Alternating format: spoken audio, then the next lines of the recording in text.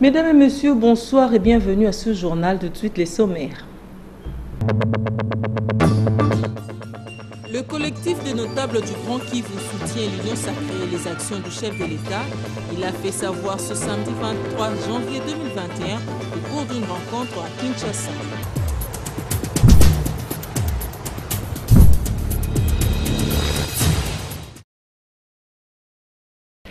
Merci de nous rejoindre pour vous informer. Ce journal va connaître l'intervention de Papi Katassi, notre envoyé spécial au Cameroun. Il prend part au championnat d'Afrique des Nations CHAN édition 2020. Le chef de l'État, Félix-Antoine Tshisekedi Tshilombo, a reçu hier vendredi 22 janvier 2021 les lettres de créance des ambassadeurs du Japon, du Canada et de la Norvège. La cérémonie a été organisée au Palais de la Nation. À son 12e jour de consultation de forces vives afin de reconstituer la nouvelle majorité à l'Assemblée nationale, vendredi 22 janvier 2021, l'informateur, le sénateur Modeste Bati Lukwebo a reçu l'adhésion des groupements politiques de Lambert Mende, Julien Paluku, Richard Ndambou et bien d'autres à l'Union sacrée. Suivez plutôt ce reportage. Les forces politiques continuent à répondre favorablement aux consultations débutées il y a peu à Fleuve Congo Hôtel. Pour la deuxième journée, l'informateur, le sénateur Modeste Bahati Lukwebo, a reçu l'Alliance des acteurs pour la bonne gouvernance du Congo, AABC. Son autorité morale, Julien Paluku Kaongia, confirme l'adhésion de son regroupement à l'Union sacrée. AABC compte à son actif 20 députés nationaux, une véritable bouffée d'oxygène pour la nouvelle majorité à l'Assemblée nationale. Nous avons répondu à l'invitation de l'informateur conformément à l'article 78 de la Constitution. Et la délégation ici présente qui est venue solennellement réaffirmer son appartenance à la majorité parlementaire telle que prônée par le président de la République, qui voudrait que toutes les intelligences congolaises soient réunies autour de l'Union sacrée pour devoir affronter les problèmes congolais. Le regroupement politique Action des Alliances pour l'amélioration des conditions de vie des Congolais, AAAC, qui pèse 10 députés à la Chambre basse du Parlement, dit oui à l'Union sacrée de la Nation. Pour la présidente, Madame Véronique Elisabeth Tchala-Bebel, la vision novatrice du chef de l'État épouse la leur. Venir officiellement adhérer à l'Union sacrée, adhérer à la vision du chef de l'État, qui veut que tous les compatriotes qui sont prêts à l'accompagner dans cette vision d'améliorer les conditions de vie de notre peuple, qui viennent se joindre à lui. Le regroupement de Lambert Mende aussi était présent aux consultations avec l'informateur conduit par Omer Mouswanza. Avec ses 8 députés nationaux, l'Alliance CCU et Alliés expriment leur adhésion à l'Union sacrée de la Nation. Action. Nous sommes venus rencontrer l'informateur afin de lui confirmer officiellement l'adhésion de l'Alliance CCU et Alliés à l'Union pour la Nation. Alternative pour le bien-être et le changement, AAB, conduit par Richard Ndambou exprime leur appartenance à l'Union sacrée de la Nation.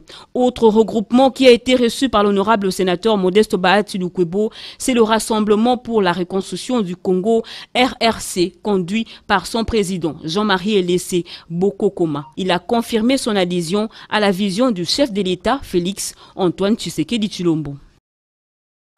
Et puis, les membres du collectif de notables du Grand Kivu se sont réunis ce samedi 23 janvier 2021 à Kin Plaza. L'objectif de leur rencontre a été de soutenir les actions du chef de l'État Félix-Antoine Tshisekedi Tshilombo, notamment la mise en place de l'Union sacrée pour la nation. Le reportage est signé Africa Mujinga et Célestin Bayabo.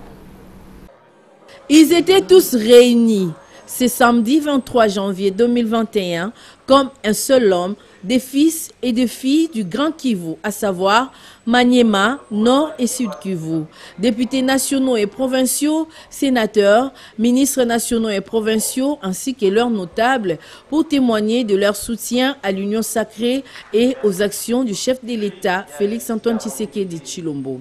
Ce fut aussi l'occasion de remercier le président de la République pour l'élévation d'un de leurs, le sénateur Modeste Bahati Lukwebo, en qualité d'informateur. C'est avec modestie que nous prenons la parole pour d'abord remercier le président de la République qui, pendant cette période de mutation, a estimé que dans ce grand espace qu'est le Kivu, il pouvait puiser la personne, Lozora, qui devait l'aider à pouvoir identifier la nouvelle majorité qui va l'accompagner à refonder la nation, qui va l'accompagner à pouvoir affronter les problèmes que nous connaissons particulièrement dans notre espace. Pour le ministre honoraire du développement rural Justin Bitakwira, il est temps de travailler la main dans la main, sans rancune ni règlement des comptes. Pendant des décennies, nous avons évolué dans une politique de rivalité négative et d'isolement entre nous.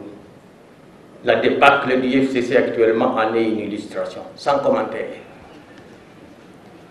La politique n'est pas un art de rancunier, non. Il faut savoir s'adapter au contexte, car je sais que certains, et ils sont nombreux, à grincer les dents en me voyant à côté de mon grand frère Bahati. Mais nous sommes ici unis par la fraternité, le contexte, l'histoire et la dynamique politique. Oublions le passé et allons de l'avant. C'est avec passion et émotion que le professeur Bahati Lukwebo a laissé tomber quelques mots. C'est un grand jour, effectivement. Vous savez quelles sont les charges qui sont les miennes en ce moment. Les charges me confiées par son Excellence Félix-Antoine Tshisekedi Tshilombo, président de la République, chef de l'État. Lorsque j'ai été abordé par mon petit frère, qui est devenu même mon confident, à la surprise générale, j'ai cité l'honorable Justin Bitakwira ici à ma gauche. Il ne se passe plus un jour sans que nous puissions échanger. Et il est toujours avec son ami José Kalala qui nous a présenté. Que tous unis, nous pouvons faire de grandes choses. C'est autour d'un verre, comme le veut la tradition, que cette adhésion a été scellée à l'union sacrée de la nation. Quittons un moment Kinshasa pour le Haut-Katanga pour vous dire que le feuilleton arrestation du pasteur Ngoï Mulunda est loin d'être tourné. Chaque jour qui passe, les réactions ne cessent de tomber. La société civile du Haut-Katanga et le notable Louba condamnent le message du pasteur qu'il qualifie de xénophobe. Le reportage est de notre correspondant sur place, Junior Kaniki. Dans les feuilletons d'arrestation du pasteur Ngoï Mulunda, seule la procédure d'arrestation préoccupe la société civile du Haut-Katanga. La procédure d'arrestation du pasteur Daniel Mulunda, les actes de vandalisme qui ont été commis ces derniers temps, notamment au siège national de Sakwaya Boulouba et Bukata. Une arrestation qui suscite des réactions et fait monter les esprits. Le siège du mouvement socio-culturel Boulouba Ibukata est saccagé et celui d'EPES qui est pointé du doigt. Face à cette accusation, Michel Kabwe réagit. L'IDPS est un parti politique. Au sein de l'IDPS, il y a tout le monde. Comme on l'appelle l'IDPS Chakabila Yote. Nous avons connu le président Kabwe Longwa, qui était Mouloubaka, qui était le président fédéral de l'IDPS. Et nous ne pouvons pas accepter qu'on aille détruire notre édifice, qu'on aille détruire notre sakwa, comme nous l'appelons. Juste pour un seul dossier d'arrestation d'Ngoï Mulunda, des déclarations ont fusé de partout. Les causus des députés Katongi d'un côté et la communauté Boulouba Ibukata de l'autre. Les tendances politiques et socio-culturelles s'y mêlent. en tant que membre de l'association Boulouba Ibukata, nous ne pouvons pas accepter que notre association soit citée en mal. Parce que l'arrestation de Ngoyi Mulunda n'est pas la première personne Moulubakat qui vient d'être arrêtée. Gabriel Kyungwa Koumanza, il a été interpellé maintes fois et drainé même ici à la justice. Sous la pluie, nous n'avons pas vu l'association Boulouba Ibukata faire ce qui s'est passé. Et pour nous, on disait, l'affaire de la justice n'est pas l'affaire de l'association socio-culturelle, qui est notre association Boulouba Ibukata. Et l'affaire politique n'est pas non plus l'affaire de l'association socio-culturelle. Quand nous sommes à l'association socio-culturelle, nous parlons culture, nous parlons les valeurs qui composent notre espace lubaphone. On ne peut pas parler politique là-bas. Actuellement, rappelons que Ngoyi Mulunda est en détention et jugé en flagrance. Ce dernier est accusé d'avoir tenu des propos tribalistes et xénophobes. Il y a nécessité pour la République démocratique du Congo de mettre en œuvre des réformes structurelles beaucoup plus approfondies pour renforcer la résilience de l'économie face à la persistance de la pandémie de Covid-19. Le pays doit se fixer un certain nombre de principes pour cette année 2021. C'est le gouverneur de la Banque centrale du Congo, Deogracias Mutombo Mwana Niembo, qui en a fait les plaidoyers. C'était à l'issue de la dernière réunion du comité de politique monétaire pour l'exercice 2020 qu'il a présidé vendredi 22 janvier 2021. Cette réunion du reste bilatère a été sanctionnée par le maintien du dispositif actuel de politique monétaire, extrait choisi par Eric Izami. Nous devons noter que, compte tenu du fait que le mois du premier trimestre sur le plan des finances publiques ont souvent été difficiles, alors que nous avons cet engagement de maintenir l'équilibre de compte du budget pour préserver la stabilité du cadre macroéconomique et des prix intérieurs, nous devons au niveau du gouvernement avoir un plan de trésorerie assorti d'une contingence de dépenses en fonction des recettes réalisées et ne financer des déficits éventuels que par l'émission du bon du trésor ou d'autres moyens sains, mais pas avec les avances de la Banque centrale. Aujourd'hui, nous sommes en train de vivre la deuxième vague. Il me semble que d'autres pays connaîtraient une troisième vague. Et c'est angoissant, bien sûr, mais il faut prendre des mesures de riposte encore. Et en perspective d'un second plan de riposte, il est important d'organiser des rencontres soutenues, gouvernement, monde des affaires, pour se mettre d'accord sur les mesures de soutien et à l'économie et au système de santé national. Parce qu'aujourd'hui, notre système de santé est saturé. C'est plus saturé même qu'à la première vague. Il faut des investissements dans ces secteurs de santé, dans l'économie en général. Il faut bien sûr la sensibilisation. Mais nous devons renforcer la résilience de notre économie. Et pour ce faire, nous avons besoin de mettre en œuvre des réformes structurelles plus approfondies.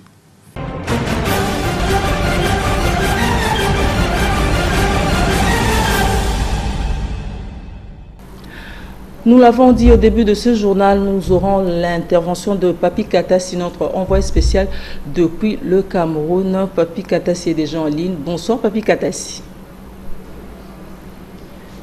Bonsoir Patricia Molengo Mbolenkuni. Dites-nous, Papi Katassi, comment s'est passé le voyage de la délégation congolaise au Cameroun et comment s'est produit l'ambiance qui a régné lors de l'égalisation de Amédée lors du match contre la Libye.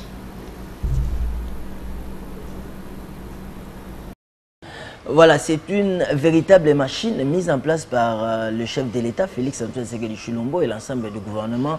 La machine, bien sûr, a été conduite par son Excellence, M. Amos Mbayoki-Tengue, qui est le ministre des Sports. À ses côtés, il y avait Roger Bondembebo Kanyanga, le chancelier de l'échiquier de la FECOFA. La machine, c'était pratiquement la délégation qui avait quitté Kinshasa, une délégation composée de plus ou moins 168 personnes qui a quitté l'aéroport international d'Ndjili, direction Douala, bien avant à l'aéroport. En tout cas, toutes les conditions étaient réunies, la délégation était bien habillée, la délégation était bien motivée. Voilà, on a pris les vols spéciaux des Congo Airways, qui est la compagnie nationale aérienne ici en République du Congo.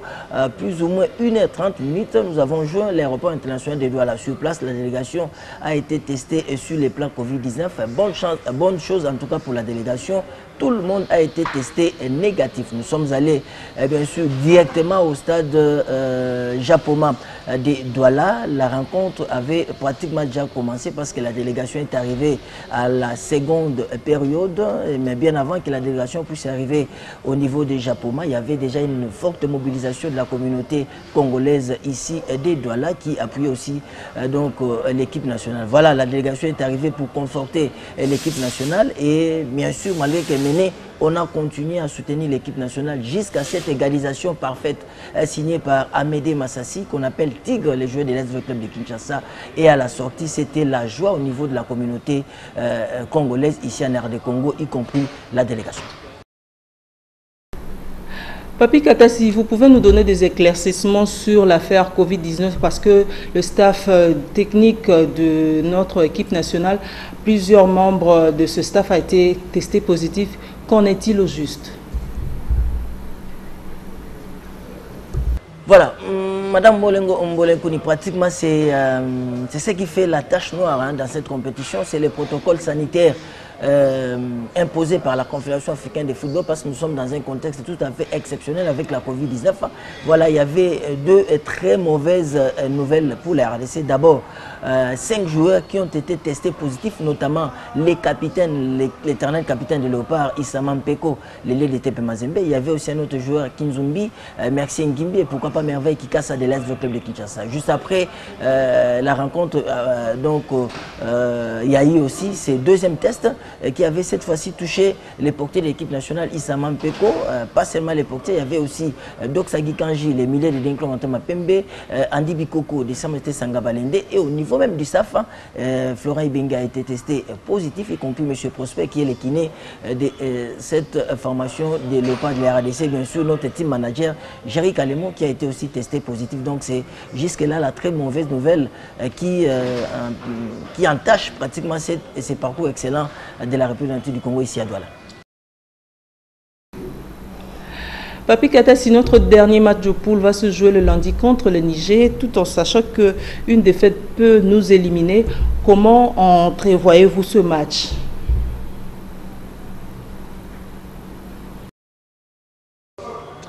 Voilà Molengo, aussitôt terminé avec la rencontre face aux Chevaliers de la Méditerranée, un but partout, la République du Congo est allée prendre la direction des Omono, qui est l'hôtel ici à Douala, qui accueille la délégation de la RDC. Le lendemain, la délégation a pris les vols direction capitale politique Yaoundé pour préparer cette rencontre. Donc la préparation se passe dans des conditions très bonne, malgré l'absence du coach Florent Ibenge Ikwange. C'est l'équipe nationale prise en charge par Pafim Miayoka Zembe et Daouda Lupemba. Voilà donc comment entrevoyer cette rencontre.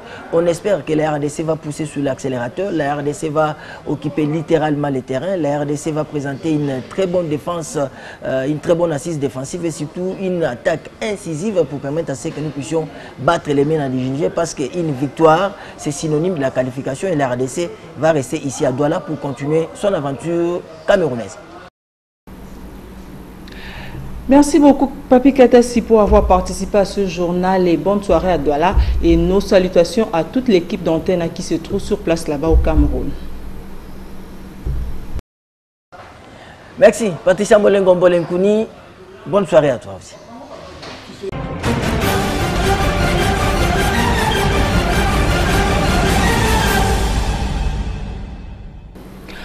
Poursuivons ce journal par cette note sportive. Sachez que les équipes participant au 6e championnat d'Afrique des Nations de football Cameroun 2020 vont jouer la dernière journée de la phase de groupe demain dimanche 24 janvier 2021. Les détails dans ce commentaire signé par Naïl Lambouich. Après le match nul d'un but partout arraché de justesse par les léopards de la RDC le jeudi 21 janvier 2021 au stade Japoma de Douala. En match de la deuxième journée du groupe B contre la Libye A'. Les fauves A' de la RDC séjournent depuis vendredi après-midi à l'hôtel Mofeb. Ce matin du samedi, la journée de léopard A' débute avec les tests Covid de toute la délégation à l'hôtel où 3 formations sont logées, les Lions indomptables du Cameroun, pays hôte, et les MENA du Niger. En provision de la dernière journée des matchs de groupe du 6e championnat d'Afrique des Nations qui pointe à l'horizon. Les 16 participantes à ces rendez-vous se préparent pour ces rencontres de la phase de poule qui se joueront simultanément. Le programme se présente de la manière suivante. Dans le groupe A, à 20h juste, à Yaoundé, le Cameroun, pays hôte, croisera le Burkina Faso. À Douala, Mali contre Zimbabwe. Dans le groupe B, 20h juste, à Douala, Congo contre Libye et à Yaoundé, Niger face à la RDC. Dans le groupe C, 20h juste, à Douala, Ouganda croisera le Maroc et à Olembe, le Togo affrontera le Rwanda. Dans le groupe 2, 20h juste, à Olembe, Namibie contre Zambie et à Douala, la Tanzanie aura affaire à la Guinée. Et puis avant de nous quitter, suivez l'actualité en dehors de nos frontières dans ce condensé que nous propose la rédaction. Regardez.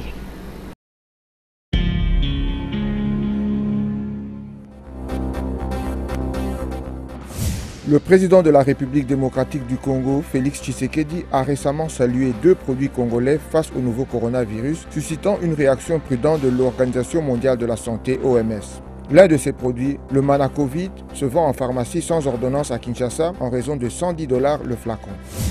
La Turquie, soutien principal du gouvernement de Tripoli dans le conflit en Libye, s'est dit satisfaite de l'instauration d'un mécanisme censé permettre l'établissement d'un pouvoir exécutif intérimaire dans le pays. Les 2 camps rivaux en Libye ont conclu un cessez-le-feu en octobre et retrouvé le chemin du dialogue encouragé par l'ONU. Les Nations Unies ont déclaré avoir reçu des rapports troublants de violences sexuelles et abus dans la région éthiopienne du Tigré où des opérations militaires ont été lancées en novembre par le gouvernement. Ces rapports mentionnent notamment des personnes forcées de violer des membres de leur famille et des femmes obligées d'avoir des relations sexuelles pour obtenir des biens de première nécessité. La Côte d'Ivoire, premier producteur mondial de cacao, et l'Union européenne, premier importateur de cacao ivoirien, ont annoncé vendredi vouloir s'engager ensemble pour un cacao durable, alors que la tension est montée fin 2020 entre les géants du chocolat et les producteurs. Nous sommes arrivés à la fin de ce journal, mais avant de nous quitter, prenez le rappel de titre. Le collectif des notables du Grand Kivu soutient l'Union sacrée et les actions du chef de l'État. Il a fait savoir ce samedi 23 janvier 2021 au cours d'une rencontre en Kinshasa.